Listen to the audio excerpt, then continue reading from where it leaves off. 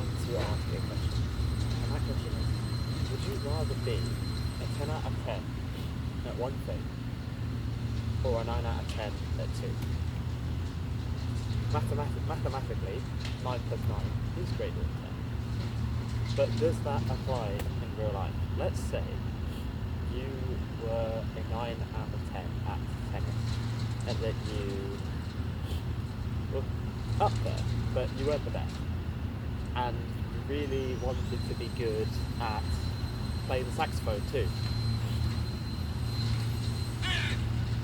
and you wanted to start that, and you believed you could become a 9 out of 10 at that as well. So not the best in the world, but very much up there. And the question is, would you rather put all the effort it takes into the saxophone into tennis and be the best in the world, or a 10 out of 10, or the two skills complement each other? I think in this case, obviously, rewards accrue to those at the top, right? So if you're second in the world, the difference between that and first in the world is much larger than the difference between 100 and 99. So yeah, there's an exponential reward to those at the top. So in certain domains, you do want to be a 10 out of 10 at one thing compared to a 2 9s. So 9 plus 9 is less than 10, which obviously contradicts maths, which shows that maths isn't always true in real life. Quite abstract. But that's besides the point.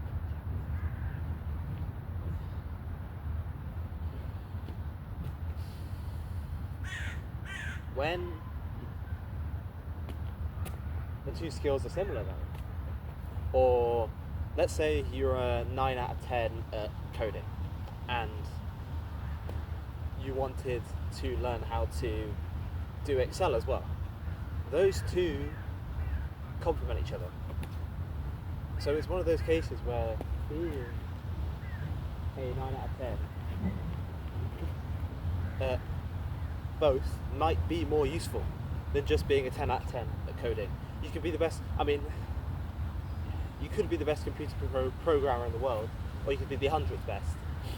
Yes, but if you're useless at other things, then it sort of doesn't apply as much. It's difficult because motivation doesn't also work that way, and it's so much harder to go from 0 to 1 than it is to go from 95 to 96. It's like, imagine in a video game, to go from level 0 to level 5, you feel like every time you play the game you're getting so much better, but then it takes thousands of hours to go from almost the top to just the next level, and there might not even be that much of a difference, but there is, and some cases there is, and in real life a lot of the time there is. In a video game the difference might be small, but in real life it's huge, especially if the domain has leverage, like sports. It's like you can't name every driver who finished 16th in the Formula 1 World Championship for the past 20 years, but you can remember everyone that won. So, what am I saying? If you do want to learn something new, think about whether you can apply that effort to the thing that you already do, and whether that would be worth applying to. For example, the thing that's in my hands, this rope, right now, I started to learn because I believed that it would complement almost everything else that I do. It's like I feel so much better walking, my back just feels infinitely better, I can move around, I feel like I can actually dance a little bit better now, which I wasn't able to do before. I can flow with a bit of more of a martial arts way, and I reduced my risk of getting injured.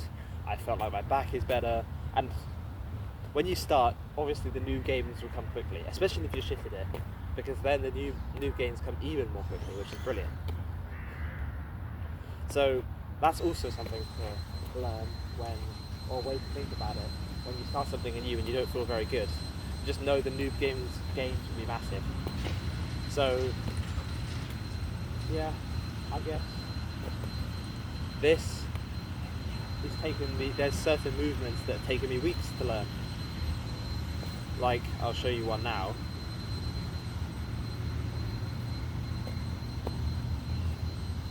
Like this has took me almost a month just to learn, because my brain wasn't accustomed to it, and it's still not perfect. But that comes with practice, and I'm not even that much of an expert at this. There are people that are so much better than me, and I've still got so many movements to learn and so many things to practice. But this is a lifetime practice, and to go from 0 to 1 again is much easier than to go from even 50 to 60, let alone 95 to 96.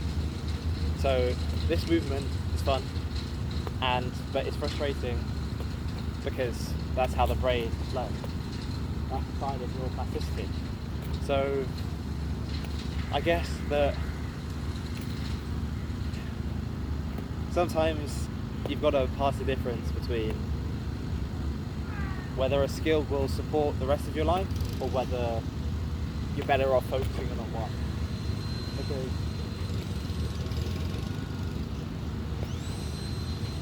it's a tough decision, and in both cases you never know the outcome.